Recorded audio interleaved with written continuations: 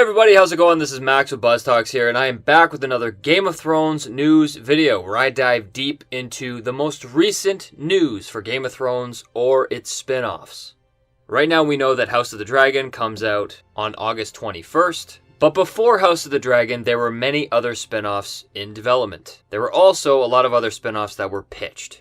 And this is obvious because Game of Thrones was HBO's biggest success. It was basically a money printing machine, so it was a guarantee that we would get more spin-offs. But these spin-off ideas are interesting because it could paint a picture of what we could expect about this Game of Thrones franchise in the future after the run of the House of Dragon. Because HBO is definitely going to want to keep printing money. So before House of the Dragon, they essentially pitched at least 15 possible prequel ideas. I want to point out that these are all prequels and not sequel series like we may see with Jon Snow. But in terms of the prequels, it's actually kind of funny because some of these ideas are actually terrible.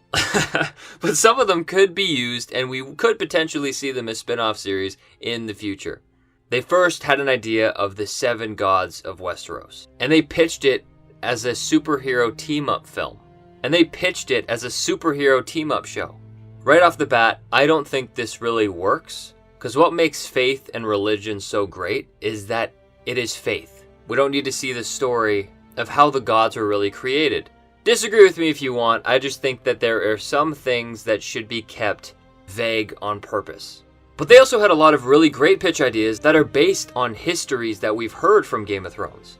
They talked about doing the destruction of Valyria, which is something we could see in the future because with the House of Dragon, we're really diving into the Targaryens and understanding them as a family house.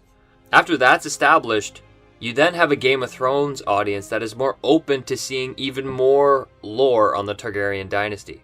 They also had a pitch for Nymeria, who Arya's dog is named after. She's basically a Dornish warrior queen, and she led a bunch of refugees to Dorne thousands of years ago, and she's basically an ancestor of House Martell. Another show that would have been very interesting is The Conquest of Westeros by Aegon Targaryen. This story would work perfectly as a TV show, especially since so much of the DNA on the conquest of Aegon Targaryen is woven into the Game of Thrones show. Jon Snow is named Aegon. They talk about the conquest of Aegon Targaryen. It is a story that the average Game of Thrones watcher understands and knows. And it's a historical event that is iconic, and it could make into a very good show. After the House of the Dragon, I would not be surprised if we see the Conquest of Westeros. And for the whole run of House of Dragon, they can refine the scripts and really develop something that could be great. Another pitch that would be awesome is the series that is based on Dunk and Egg. This is a very well-developed story by George R.R. Martin. And this is something I'm confident that we will see an interpretation of on TV by HBO. But the last that they mentioned here was a prequel based on The Long Night. And in regards to the other shows, this went farther than any other. Back in 2018, HBO greenlit a pilot to be made for The Long Night prequel, and it was called Blood Moon.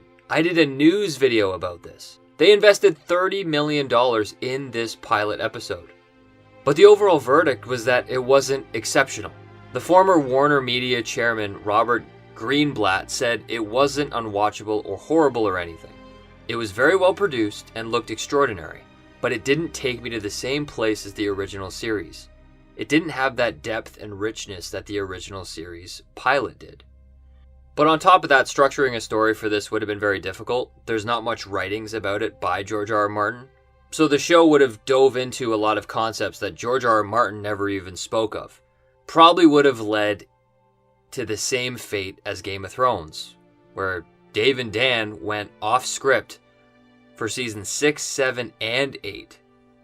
On top of that, I feel like as an audience member, people don't want to see the White Walkers because of how they ended. The Night King or the White Walkers weren't given the respect that they were due. We spent 8 seasons developing the White Walkers as this crazy threat, and it took one true battle to defeat them. So overall, I think it's a good thing that this prequel series was cancelled, and I'm very glad that we have this new show, House of the Dragon. It's going to focus on the political aspects of Game of Thrones that we love, while also bringing in a lot of magic that we have not seen. We're going to see many, many dragons. and how we see the magic in the show and how characters interact is going to be completely changed because there's going to be no White Walkers and it's going to be a world completely populated by dragons. It's going to feel so similar to the Game of Thrones we know with the same houses that we can root for, but everything that's involved in the show is going to make it feel very different. But those are my quick thoughts on the news regarding Game of Thrones prequels. Let me know what prequels you would like to see, and what prequels have been announced that leave you a bit skeptical. How do you feel about House of the Dragon? How do you feel about the Jon Snow sequel series? Let me know. But until next time, see you guys later.